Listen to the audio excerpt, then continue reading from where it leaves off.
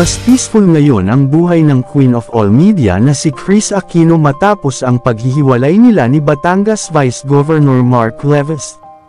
Muling nilinaw ng TV host actress sa buong universe na wala nang namamagitan sa kanila ng politiko at single na uli siya ngayon. Sa kanyang Instagram account, nag-post si Kris ng bagong litrato kung saan makikita ang pagkuha sa kanya ng blood samples para sa susunod niyang mga medical check-ups.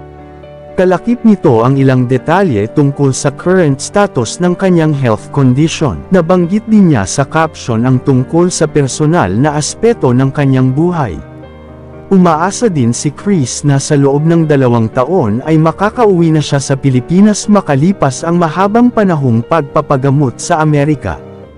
Kasunod nga nito ay ang kanyang paglilinaw na wala siyang karelasyon ngayon matapos ang ginawa niyang announcement hinggil sa break-up nila ni Mark Leves.